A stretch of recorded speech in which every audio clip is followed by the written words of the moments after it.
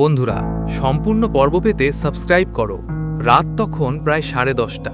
কালীগঞ্জের পাশের ছোট্ট গ্রামটা গভীর অন্ধকারে ডুবে গেছে। চারদিকে শুধু ঝিঝি পোকার ডাক আর দূরে কোথাও কুকুরের চিৎকার। রাকিব সেদিন দেরি করে বাড়ি ফিরছিল। শর্টকাট রাস্তা ধরলে সময় বাঁচে, কিন্তু সেই পথটা যায় পুরনো বাঁশবনের ভেতর দিয়ে। গ্রামের মানুষজন বলে সেখানে রাতে অদ্ভুত শব্দ শোনা যায়। রাকিব এসব বিশ্বাস করত না। সে মোবাইলে টর্চ জ্বালিয়ে বাঁশবনে ঢুকে পড়ল।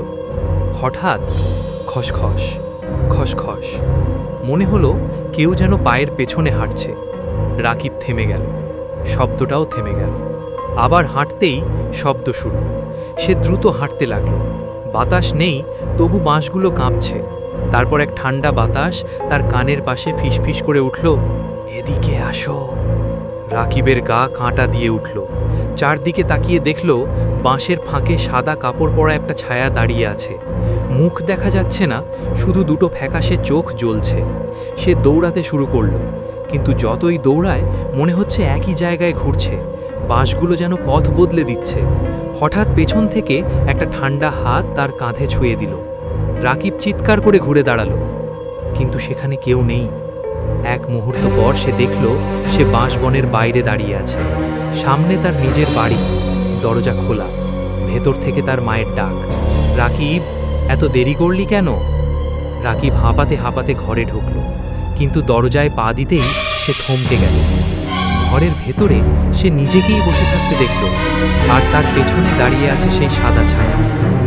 পরদিন সকালে গ্রামের মানুষ বাঁশবনের পাশে রাকিবের অচেতন দেহ খুঁজে পায়। সে বেঁচে ছিল, কিন্তু সে আর কখনো কথা বলেনি। শুধু মাঝে মাঝে ফিসফিস করে বলতো, ওরা এখনো বাঁশবনে অপেক্ষা করছে। ঠিক আছে রাসেল, তোমার জন্য একটা ভূতের গল্প দিচ্ছি। ভয়ের আবহ আছে, কিন্তু অতিরিক্ত ভয়ঙ্কর বা অস্বস্তিকর নয়। নিঃশব্দ রাতের ছায়া। গ্রামের শেষ মাথায় একটা পুরনো কাঁচা রাস্তা। দিনের বেলা কেউ সে রাস্তা দিয়ে যেতে ভয় পায়, কিন্তু রাত নামলেই সব বদলে যায়। রাস্তার পাশে বিশাল এক কদম গাছ। লোকজন একে বলে নিঃশব্দ গাছ।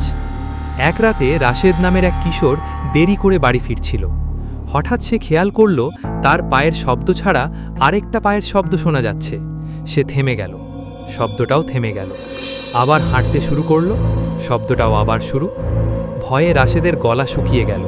সে গাছটার দিকে তাকাতেই দেখল গাছের ছায়া নড়ছে, অথচ বাতাস নেই। ছায়া থেকে ধীরে ধীরে একটা অবয়ব বেরিয়ে এলো। মুখ দেখা যায় না, কিন্তু কানে ভেসে এলো ফিসফিস করা একটা আওয়াজ, ফিরে যা।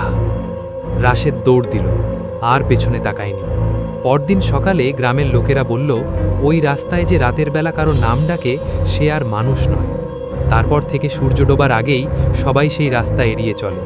আর নিঃশব্দ গাছ, সে আজও দাঁড়িয়ে আছে অপেক্ষায়।